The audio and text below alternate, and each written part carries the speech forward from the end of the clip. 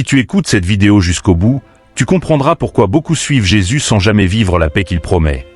Et dans la dernière partie, tu verras ce qu'il a réellement poursuivi à la place de tout ce que le monde cherche. Si l'on observe honnêtement la vie de Jésus-Christ, sans la filtrer par nos habitudes religieuses modernes, une chose saute aux yeux immédiatement. Il n'a jamais vécu selon les priorités que l'humanité considère comme essentielles. Il ne s'est jamais battu pour obtenir ce que presque tout le monde cherche instinctivement.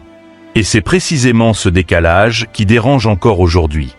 Parce que Jésus ne s'est pas contenté d'enseigner un message, il a incarné une logique complètement inversée.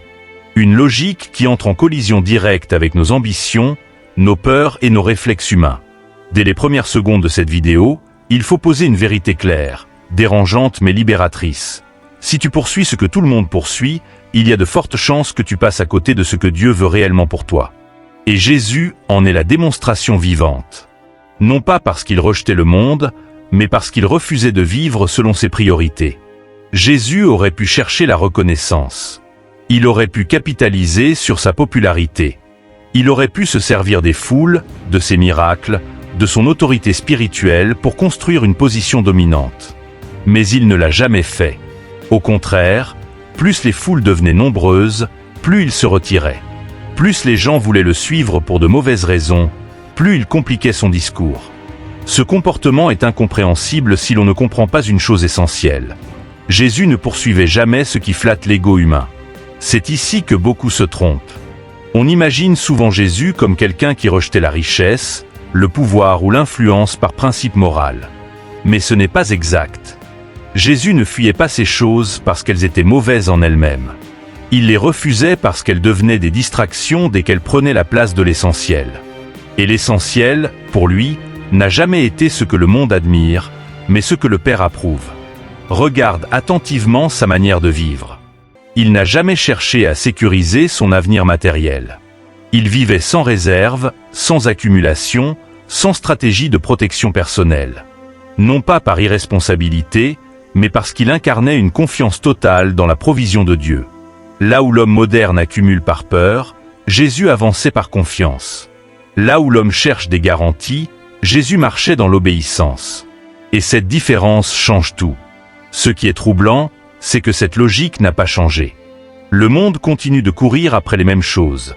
Sécurité financière, validation sociale, pouvoir, contrôle, image. Et sans s'en rendre compte, beaucoup de croyants courent après exactement les mêmes choses, mais avec un vocabulaire religieux. On prie pour réussir, on jeûne pour être élevé, on sert pour être reconnu. Pourtant, Jésus n'a jamais poursuivi cela. Et c'est précisément là que le malaise commence. Il est important de dire une chose clairement. Jésus n'a jamais été impressionné par la réussite visible. Il n'a jamais mesuré une vie à ce qu'elle possédait ou à ce qu'elle projetait. Il regardait toujours ailleurs. Il regardait le cœur, la motivation, l'intention profonde. C'est pour cela qu'il pouvait s'arrêter pour une personne invisible aux yeux de la société et ignorer des foules entières pourtant admiratives. Ce regard-là est dérangeant, parce qu'il révèle ce que nous poursuivons réellement. À ce stade, il faut se poser une question honnête, sans se défendre intérieurement. Si Jésus entrait aujourd'hui dans ta vie, qu'est-ce qu'il verrait que tu poursuis avec acharnement? Est-ce que ce serait quelque chose qu'il a lui-même cherché? Ou est-ce que ce serait précisément ce qu'il a constamment refusé? Cette question n'est pas là pour condamner, mais pour révéler. Parce que tant que cette révélation n'a pas lieu, la foi reste superficielle. Jésus n'a jamais cherché à être validé par les hommes. Quand on voulait le faire roi, il s'est retiré. Quand on l'admirait pour ses miracles, il parlait de la croix. Quand on voulait le suivre pour manger le pain, il parlait de renoncement. Il n'a jamais entretenu l'illusion. Il n'a jamais nourri les mauvaises motivations. Et c'est précisément pour cela que beaucoup l'ont quitté. Non pas parce qu'il manquait d'amour, mais parce qu'il refusait de flatter les désirs humains. Cette attitude est capitale pour comprendre le message de cette vidéo. Jésus ne cherchait pas à être aimé, mais à être fidèle. Il ne cherchait pas à être suivi, mais à être obéi. Il ne cherchait pas à plaire, mais à accomplir la volonté du Père. Et tant que cette distinction n'est pas intégrée, on risque de suivre Jésus tout en poursuivant exactement ce qu'il a refusé. Si ce message te touche, si tu sens qu'il remet en question des priorités profondes, Alors je t'invite dès maintenant à t'abonner à la chaîne Sagesse Chrétienne 2.0. Ici, on ne cherche pas à produire du contenu agréable, mais du contenu qui transforme réellement la manière de penser, de croire et de vivre.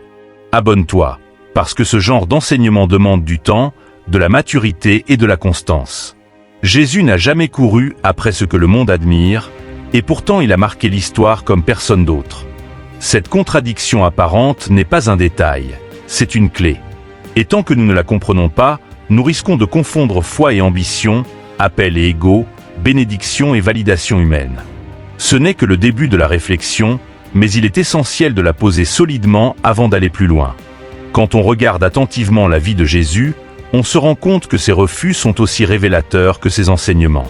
Ce qu'il n'a pas poursuivi nous en dit parfois plus sur le cœur de Dieu que ce qu'il a accompli publiquement. Parce que refuser quelque chose quand on en a la possibilité révèle une priorité profonde.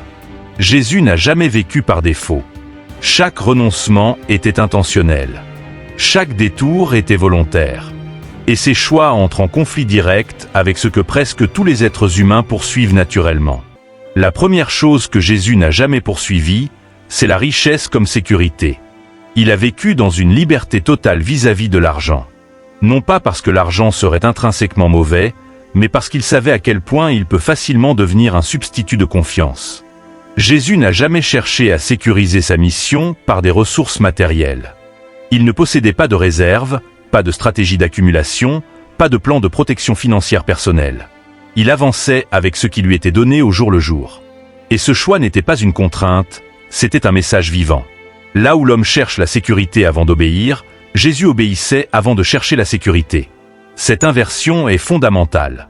Beaucoup disent aujourd'hui qu'ils suivront Dieu quand ils seront financièrement stables, quand tout sera en ordre, quand les risques seront maîtrisés. Jésus a fait exactement l'inverse. Il a montré que la véritable sécurité ne vient jamais de ce que l'on possède, mais de celui à qui l'on obéit. Et tant que cette vérité n'est pas intégrée, la foi reste conditionnelle. Il est frappant de voir que Jésus parlait souvent de l'argent, non pour en faire une obsession, mais parce qu'il savait que le cœur humain s'y attache facilement. Il savait que la richesse promet une chose qu'elle ne peut jamais tenir, la paix. Et c'est pour cela qu'il a refusé d'en faire une priorité. Il ne voulait pas d'une mission soutenue par la peur de manquer, mais d'une vie portée par la confiance. Ce refus dérange encore aujourd'hui, parce qu'il expose nos propres dépendances. La deuxième chose que Jésus n'a jamais poursuivie, c'est la validation sociale. Il n'a jamais cherché à être aimé, applaudi ou compris par la majorité. Il savait que la popularité est instable, changeante, souvent liée à des attentes superficielles. Et dès qu'il sentait que les foules le suivaient pour de mauvaises raisons, il ne s'adaptait pas à elles, il les confrontait. Il disait des paroles plus dures, plus exigeantes, plus tranchantes. Résultat, beaucoup s'en allaient. Ce comportement est presque impensable dans notre monde moderne. Aujourd'hui, on adapte le message pour garder l'audience. On édulcore la vérité pour ne pas choquer. On ajuste le discours pour ne pas perdre de visibilité. Jésus n'a jamais fait cela. Il préférait perdre des foules que perdre l'intégrité du message. Il préférait être seul que populaire pour de mauvaises raisons. Et ce choix révèle une liberté intérieure que peu possèdent réellement. Chercher la validation des autres est l'un des pièges les plus subtils de la vie spirituelle. On peut servir Dieu tout en cherchant secrètement l'approbation des hommes. On peut prêcher, enseigner, aider, tout en espérant être vu, reconnu, valorisé. Jésus a refusé ce terrain-là. Il n'a jamais mesuré son impact à l'enthousiasme des foules, mais à l'obéissance à la volonté du Père. Et c'est précisément ce refus qui lui a donné une autorité durable. La troisième chose que Jésus n'a jamais poursuivie, c'est le pouvoir politique ou institutionnel. À plusieurs reprises, il aurait pu s'imposer comme un leader visible, structurer un mouvement puissant, influencer les systèmes en place. Mais il ne l'a pas fait. Même quand on voulait le faire roi, il s'est retiré. Non parce que le pouvoir serait mauvais en soi, mais parce qu'il savait que le royaume de Dieu ne s'impose pas par la domination extérieure, mais par la transformation intérieure. Le pouvoir humain fonctionne par contrainte, par hiérarchie, par contrôle. Le royaume de Dieu fonctionne par conversion du cœur. Jésus n'a jamais cherché à contrôler les autres. Il invitait, il appelait, il proposait. Et ceux qui refusaient pouvaient partir. Cette liberté est dérangeante, parce qu'elle révèle que Dieu ne force jamais. Il attire, mais il ne contraint pas. Et Jésus incarnait parfaitement cette réalité. Ce qui est troublant, c'est que beaucoup veulent aujourd'hui l'influence sans le renoncement. Ils veulent l'impact sans la croix. Ils veulent le pouvoir sans l'abandon. Jésus montre que ces raccourcis n'existent pas dans le royaume. Il a refusé le pouvoir visible pour établir une autorité invisible mais durable. Une autorité qui transforme les cœurs, pas seulement les structures. À ce stade, une question s'impose, et elle doit être posée avec honnêteté. Qu'est-ce que tu poursuis réellement aujourd'hui? Est-ce la sécurité, l'approbation, le contrôle? Ou est-ce la fidélité, même quand elle coûte quelque chose? Jésus n'a jamais poursuivi ce que le monde considère comme essentiel, et pourtant il a accompli la mission la plus grande de l'histoire. Cette contradiction apparente est en réalité une sagesse profonde. Refuser ce que tout le monde poursuit n'est pas un signe de faiblesse.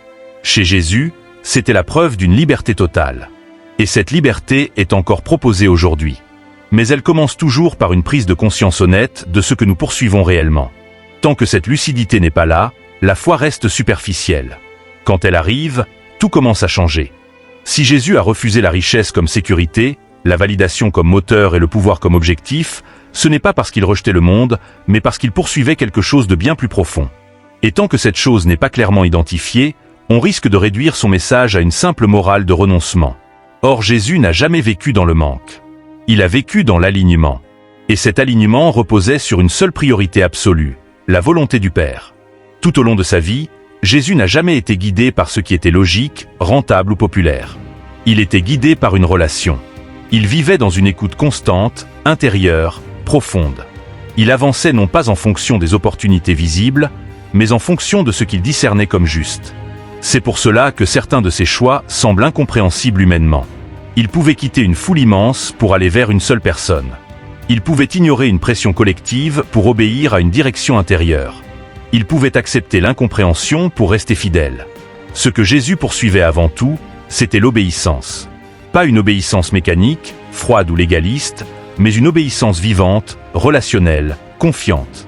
Il obéissait parce qu'il faisait pleinement confiance au cœur du Père.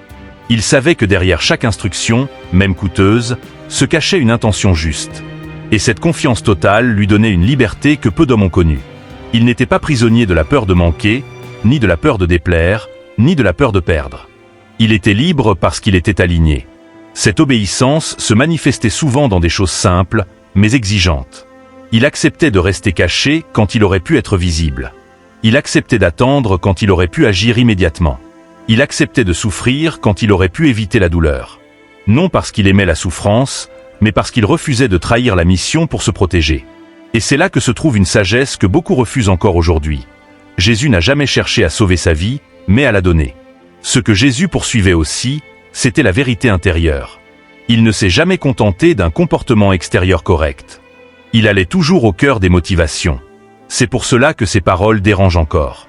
Il parlait de l'intention derrière l'acte, du désir derrière la décision, du cœur derrière la pratique religieuse. Il savait que l'on peut faire de bonnes choses pour de mauvaises raisons. Et il refusait cette hypocrisie subtile. Il appelait toujours à une cohérence intérieure, même quand cela exposait les contradictions des hommes. Dans cette recherche de vérité, Jésus n'a jamais flatté les illusions. Il ne promettait pas une vie facile. Il ne vendait pas une foi confortable.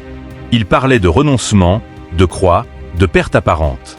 Mais derrière ces mots exigeants se cachait une promesse profonde. Celle d'une vie pleinement alignée, pleinement libre, pleinement enracinée dans ce qui ne passe pas. Jésus savait que courir après ce que le monde poursuit conduit toujours à la frustration, parce que ces choses ne peuvent jamais satisfaire durablement. Ce que Jésus poursuivait enfin, c'était la transformation des cœurs. Pas la réforme des systèmes, pas la domination des structures, pas la conquête des institutions. Il savait que changer un système sans changer les cœurs ne produit qu'une illusion de progrès. Il investissait donc son temps, son énergie, sa vie dans des relations profondes, souvent invisibles, parfois lentes, mais durables. Il semait là où peu regardaient, convaincu que ce qui est planté dans le cœur finit toujours par porter du fruit. Cette manière de vivre pose une question directe à chacun de nous. Si Jésus revenait aujourd'hui et observait nos priorités, reconnaîtrait-il sa propre logique dans nos choix? Ou verrait-il que nous avons simplement adopté les mêmes poursuites que le monde, en y ajoutant un vernis spirituel? Cette question n'est pas là pour accuser, mais pour réveiller. Parce que tant que l'on ne remet pas en question ce que l'on poursuit, on risque de suivre Jésus sans jamais marcher réellement comme lui. Il est important de comprendre que Jésus n'appelle pas à tout abandonner extérieurement, mais à réordonner intérieurement. Le problème n'est pas ce que l'on possède, mais ce que l'on poursuit. Le problème n'est pas l'influence, mais la motivation derrière l'influence. Le problème n'est pas la réussite, mais ce que l'on sacrifie pour l'obtenir. Jésus a vécu une vie pleinement accomplie, non parce qu'il avait tout, mais parce qu'il était pleinement aligné avec ce pourquoi il était venu. Cette sagesse est exigeante, mais elle est libératrice. Elle nous rappelle que la paix ne vient pas de ce que l'on atteint, mais de ce à quoi l'on renonce. Elle nous rappelle que la joie durable ne naît pas de la reconnaissance extérieure, mais de la fidélité intérieure. Elle nous rappelle que la véritable réussite ne se mesure pas à ce que l'on construit, mais à ce que l'on devient. Jésus n'a jamais poursuivi ce que tout le monde poursuit, et pourtant il a vécu la vie la plus pleine, la plus libre et la plus alignée qui soit. Cette vérité n'a pas perdu de sa force. Elle attend simplement des cœurs prêts à l'entendre, et surtout à la vivre. À ce stade, une chose devient évidente pour quiconque écoute honnêtement cet enseignement jusqu'au bout. Le problème n'a jamais été que Jésus demandait trop. Le problème, c'est que nous poursuivons souvent autre chose que ce qu'il poursuivait.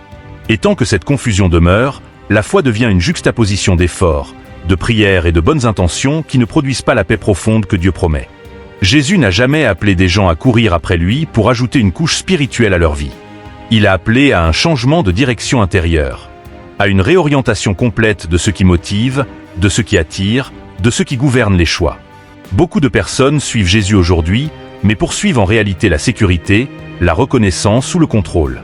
Elles espèrent que Dieu bénira ce qu'elles ont déjà décidé de poursuivre. Mais la vie de Jésus montre exactement l'inverse. Il n'a jamais demandé au Père de bénir ses propres projets. Il s'est aligné sur ce que le Père faisait déjà. Et cette différence est capitale. Parce que la bénédiction n'est jamais attachée à ce que l'homme désire, mais à ce que Dieu initie. Quand on relit l'ensemble de sa vie avec honnêteté, on se rend compte que Jésus n'a jamais vécu dans la précipitation. Il n'a jamais été pressé par la peur de manquer quelque chose. Il n'a jamais agi par anxiété ou par comparaison. Il avançait avec une paix déroutante, même quand tout semblait aller à l'encontre du bon sens humain. Cette paix n'était pas le fruit d'une absence de difficulté, mais le résultat d'un alignement profond. Il savait pourquoi il vivait, pour qui il vivait, et vers quoi il avançait. Et tant que cette clarté n'est pas retrouvée, la vie spirituelle reste tendue, lourde, frustrante. Ce message ne cherche pas à produire de la culpabilité, mais de la lucidité. Parce que la lucidité est toujours le premier pas vers la liberté. Tant que l'on ne met pas de mots honnêtes sur ce que l'on poursuit réellement, on reste prisonnier de mécanismes invisibles. On prie, mais sans paix. On sert, mais avec amertume. On avance, mais sans direction claire. Jésus offre autre chose. Il offre une vie intérieurement cohérente, où les choix extérieurs découlent naturellement d'une priorité claire. Il est essentiel de comprendre que Jésus n'a jamais demandé à ses disciples de renoncer pour renoncer. Il leur a demandé de renoncer à ce qui les empêcherait de vivre pleinement ce pourquoi ils étaient appelés. Le renoncement n'était pas une fin, mais un moyen. Un moyen de libérer le cœur des attachements inutiles, des fausses sécurités, des ambitions déguisées. Et tant que ces attachements restent intacts, la relation avec Dieu reste superficielle, même si elle est religieuse. À ce point de l'enseignement, chacun est face à une responsabilité personnelle. Pas celle de changer tout immédiatement, mais celle d'être honnête devant Dieu. Qu'est-ce que je poursuis vraiment? Qu'est-ce qui guide mes décisions quand personne ne me regarde? Qu'est-ce qui me rassure plus que la volonté de Dieu? Ces questions ne demandent pas des réponses publiques. Elles demandent un cœur vrai. Et c'est précisément ce genre de cœur que Jésus recherchait constamment. Ce qui est remarquable, c'est que Jésus n'a jamais forcé qui que ce soit à le suivre. Il exposait la vérité, puis il laissait chacun libre. Certains restaient, d'autres partaient. Il n'a jamais couru après ceux qui s'éloignaient. Parce qu'il savait qu'une foi basée sur l'enthousiasme ou la pression ne tient jamais dans la durée. Il cherchait des cœurs convaincus, pas des foules impressionnées. Cette liberté qu'il laissait aux autres révèle à quel point il était lui-même libre. Cette liberté est encore accessible aujourd'hui.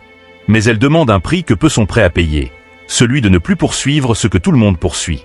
Celui d'accepter d'être incompris parfois. Celui de renoncer à certaines sécurités apparentes pour gagner une paix réelle.